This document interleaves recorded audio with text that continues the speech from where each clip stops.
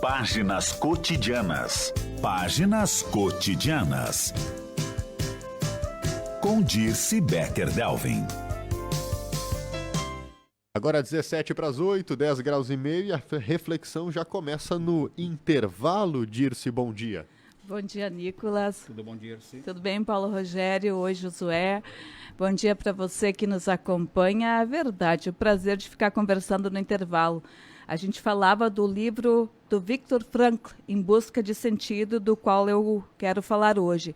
Mas experimentar a sensação nítida de que uma linha tênue separa a vida da morte é uma vivência transformadora.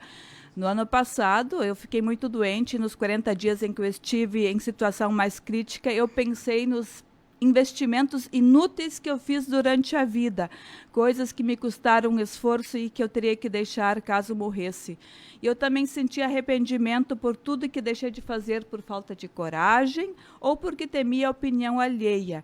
E eu fiz uma lista de propósitos pelos quais eu deveria ficar viva, muito embora eu acolhi a doença, eu diria com serenidade, porque entendo que tudo que dói tem um sentido, mas é preciso que a gente consiga enxergá-lo em algum momento. E quando eu refiro, então, o livro Em Busca de Sentido, do Viktor Frankl, ele é um médico neuropsiquiatra falecido em 1997. Aliás, ele esteve no Brasil em 1984 proferindo palestra. E nessa obra ele conta como conseguiu sobreviver e dar a volta por cima depois de passar 3 anos em campos de concentração nazistas durante a Segunda Guerra Mundial. E ele atribuiu isso à forma como olhou para os horrores, para aqueles horrores todos.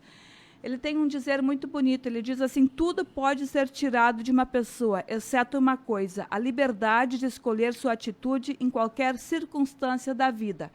Se a circunstância é boa, aproveita ela. Se ela não é favorável, tenta mudá-la. E se tu não conseguires, tenta mudar a ti mesmo. É muito bonito pensar nisso e também duro, por outro lado.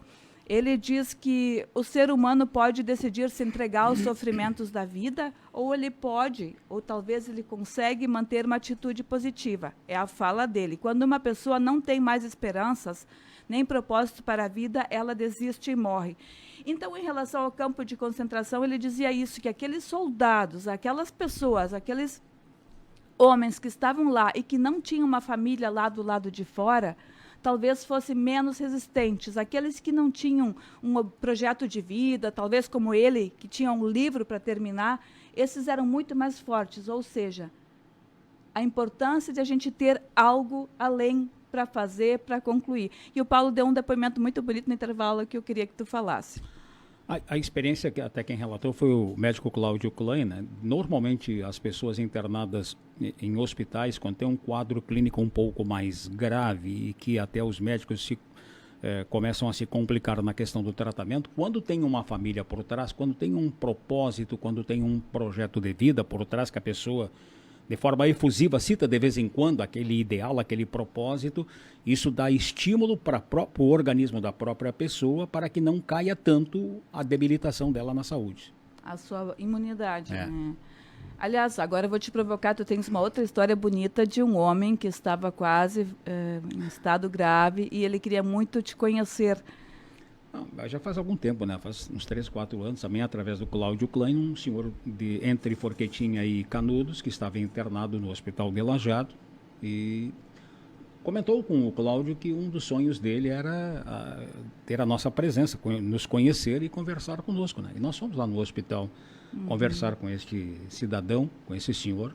Felizmente ele apresentou melhoras, não pela nossa visita, mas sim pelo acompanhamento médico muito profissional de toda a equipe do Bruno Bor, né? Hoje ainda está no nosso meio. Mas também acredito que essa motivação de realizar um desejo, né? De ter algo que eu quero fazer ainda. E tente fazer, não deixe para amanhã. Não deixe para amanhã. Não, procure atender o seu sonho ainda hoje.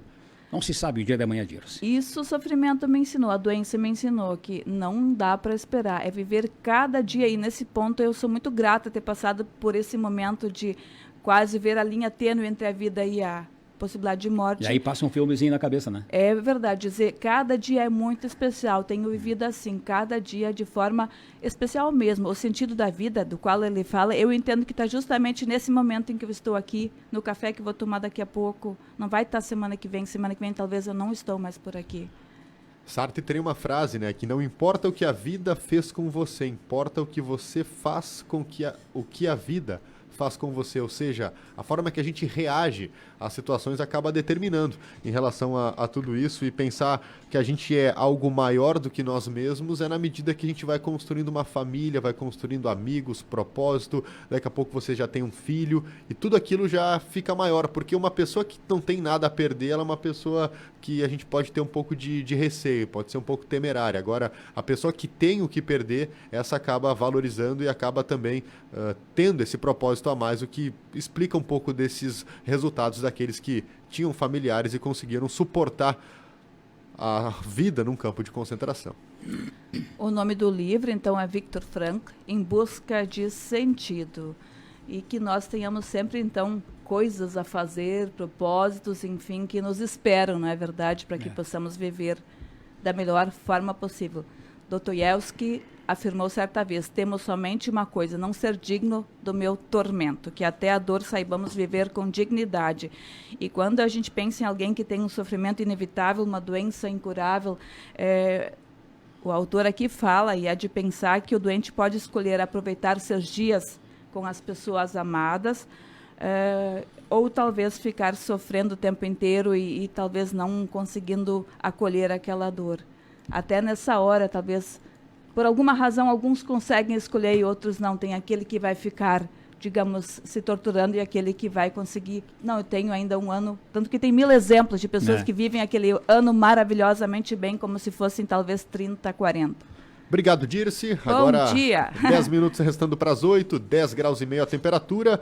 Vem aí o quadro Boas Notícias, o intervalo e já voltamos.